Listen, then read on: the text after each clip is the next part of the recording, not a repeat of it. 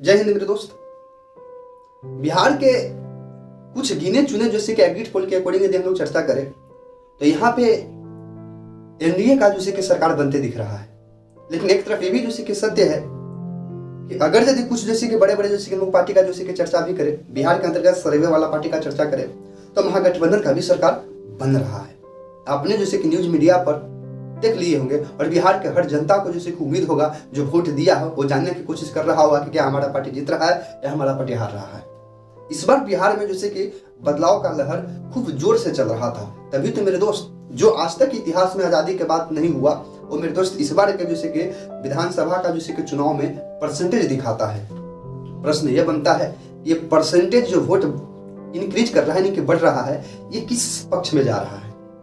बदलाव के लहर में जा रहा है या फिर जो सरकार था उसी की सरकार में रहना चाहता है? तो एक बात तो मेरे दोस्त फैक्ट है कि जो सत्ता सरकार में रहता है अगर उसके कार्यकाल ठीक ठाक है तो जनता का जैसे कि वोट परसेंटेज नहीं बढ़ता है, क्योंकि वो मान के बैठ जाता है कि ठीक ठाक तो विकास चल ही रहा है। वोट परसेंटेज तब बढ़ता है जब हम सत्ता से अगेंस्ट में खिलाफ हो जाते हैं। तो साफ लगता है मेरे दोस्त कि बिहार में चुनाव बदलने वाला है। एग्जिट पोल में देखा जाए तो बिहार का जैसे कि धरातल पर काम करने वाला जैसे कि सिटी लाइफ है उनका सर्वे, एक और बिहार का जैसे एग्जिट पोल सामने आपको दिख रहा है, लगभग 50-50 के जैसे कंपेक्ट दिखाया जा रहा है। प्रश्न है मेरे दोस्त कि अगर यदि एनडीए सरकार में आता है तो अमित शाह, गृह मंत्री अमित शाह के द्वारा यह खुला नहीं किया गया कि बिहार में मुख्यमंत्री कौन बनेगा एनडीए की तरफ से। एक तरफ महागठबंधन की तरफ से ये किया गया था कि तेजस्वी ही मुख्यमंत्री बनेंगे, इसलिए तेजस्वी यादव जैसे कि तेजस्वी प्रण करके योजना भी जैसे कहें तो लॉन्च किए थे। अब प्रश्न है मेरे दोस्त कि अगर यदि एनडीए सरकार में आता है तो क्या जैसे कि नीतीश कुमार मुख्यमंत्री फिर पुनः बनेंगे? नीतीश कुमार जिन्हें कहा जाता है, क्योंकि उनको जैसे कि नाम पे चुनाव तो लड़ा नहीं गया था। तो यह बात मेरे दोस्त सीट पे रह जाता है।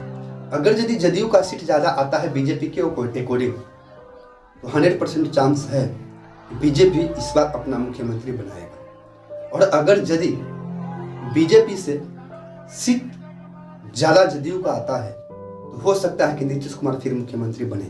और नीतीश कुमार का जिस तरह से हालात है मेरे दोस्त, उस हालात में मुख्यमंत्री नहीं बनाने के कगार पर होगा। फिर भी एक तरफ जदयू से तो दिख रहा है कि नीतीश कुमार मुख्यमंत्री बन सकते हैं।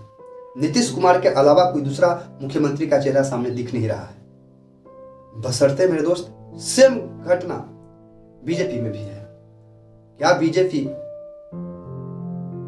का मुख्यमंत्री जो दो ड्यूटी यानी उप मुख्यमंत्री थे, सम्राट चौधरी और विजय कुमार सिन्हा, ये दोनों जैसे कि बनेंगे? तो मेरे दोस्त इस पे प्रश्न खड़ा होता है।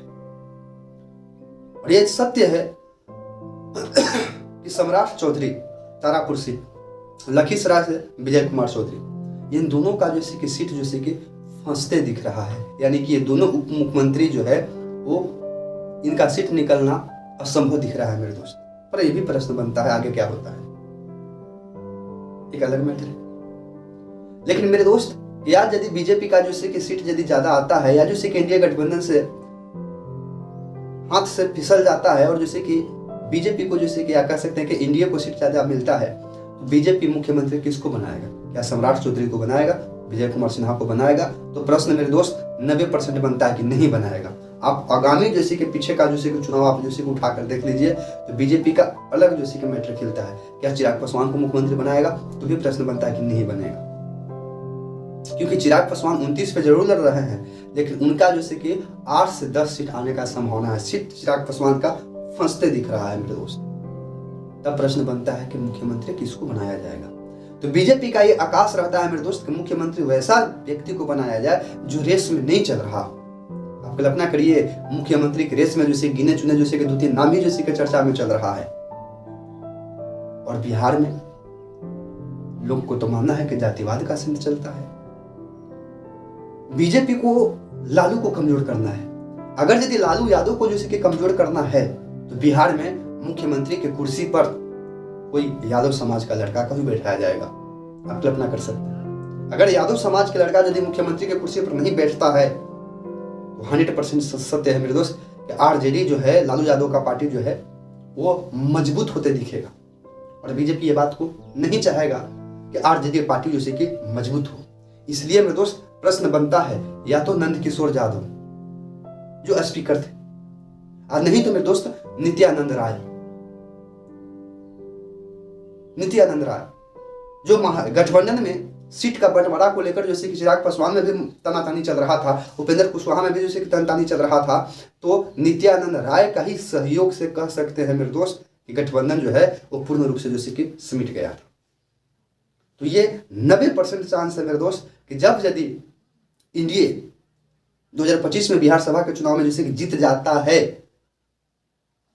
तो मुख्यमंत्री का चेहरा जो है या तो मेरे दोस्त नित्यानंद राय हो सकते हैं, और नहीं तो मेरे दोस्त नंद किशोर यादव हो सकते हैं।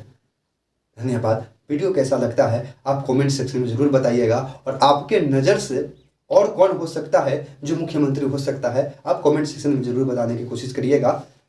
जय हिंद।